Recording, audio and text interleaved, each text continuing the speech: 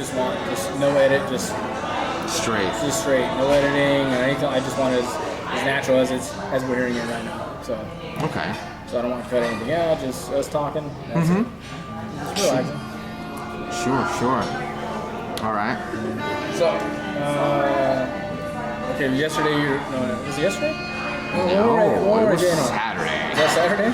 Saturday. I know. Damn, time goes by. You're old. We get old. Yeah. Time slips away.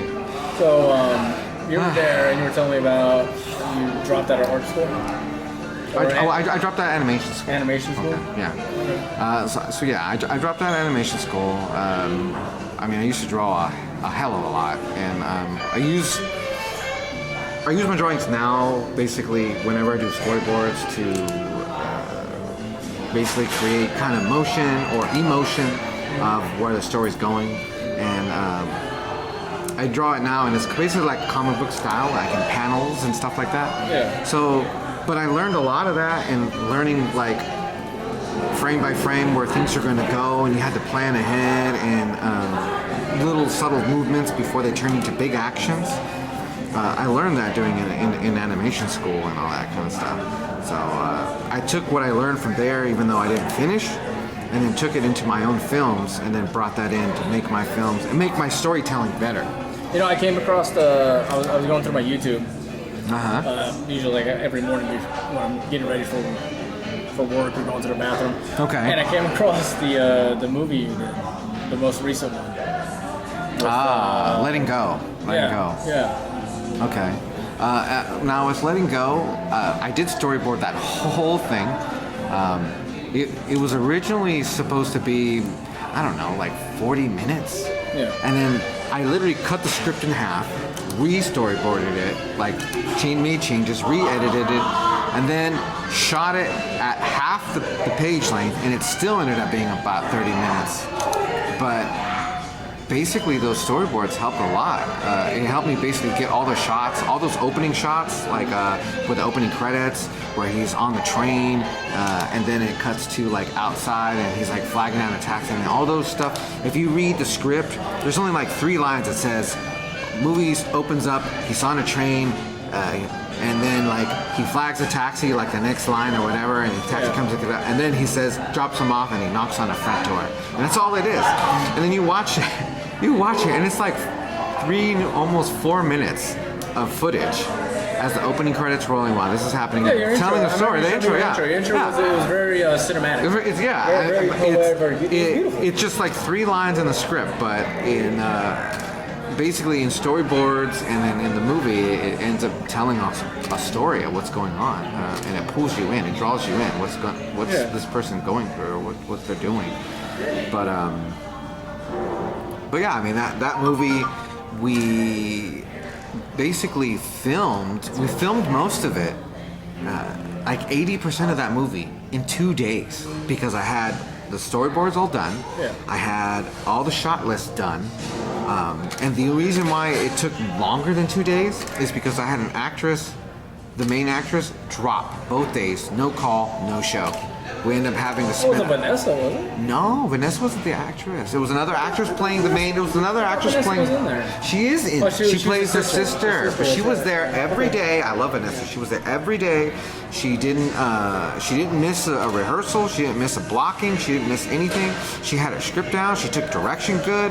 She was there. She was a trooper, and I loved her for it. And in fact, I liked her, and I brought her in as she helped a lot, even on the side. Like, is there anything I can do? Anything I can help? Even though she was an actress, she did that for her other productions. This is one of her first time really acting, other than just being pulled into one of her things that she was producing. Yeah. So I brought her in as my production director. So basically, she's going to help. Like, she helps whenever we're starting on another project. She helps basically get auditions going. Yeah, because we were working together for that 48-hour film festival. Yes, and she basically brought everybody together. She brought our actors. She got even equipment, things that we didn't have. She managed to get a hold of, and someone, remember, we didn't have, I forgot what it was we were missing. We're missing a couple of things because we're missing a couple of things because some of our equipment just died. It was dead on arrival. We get there and just didn't work or whatever. And she just called some people, some guy out of like Modesto or whatever, and he come by and dropped off all his equipment. What do you need? And literally we just gave him a list, and he just was like, take it. Yeah, because I broke your damn computer. Remember, I broke your freaking computer. Oh, you did, but it's alright. I mean, I rebuilt it. It was like the $6 billion man, and it was totally awesome. Oh man, is it good? Oh, it's got bacon in it. Oh yeah, they're amazing. Yeah, thank you. Of course. Hey, can I get you guys anything else? No, we should be good. Alright. Yeah, thank you though. You want this one? Actually, can I get a water? Absolutely. I kind of want. I want to put this inside the drink. There we go. And stir it so it gets some flavor. Yeah, I mean, literally, she just called a few people, and then basically within like 30 minutes, we had any equipment and anything we wanted. It just show up. Like, what do you need? Make a list. Tell me, and it was there. It was so great. I loved her for that. So we kept her, and she was gonna come over today actually. She was like, hey, I'm gonna be in town and blah blah blah, and I was like, all right, cool, I'll be there. But then she ends up like, something happens. She's like, oh, I'm gonna be coming around this time. I was like, well, I'm not gonna be there now. Like, she's like, oh man, I gotta catch you again. Like, we're always missing each other, but yeah, she's just great. It's hard nowadays. Well, when we're working, the thing is, when we're working on a movie, she's there. But when it's not, she's got 3 kids. You can't expect her to single mom, take care of the kids. Like. Holy dang, that is fantastic. Yeah? Oh no, what's good? Yeah, I'm about to I might get another one. It's good. It's not on my tab, but. No, I'm gonna eat it. Just hold on to it. So yeah, the movie we went to put into a film festival, and it was great. Some people said it was one of the only movies that made sense. Sorry. But I remember seeing some of the movies. Yeah, I was just like, what are they trying to tell? Like, I didn't know. Well, when I first got back into town, like we worked together. You took me to some guy from the Bay Area was making a documentary short film about the person that wrote the song "Amazing Grace." Oh, the songwriter. Yes. Oh wow.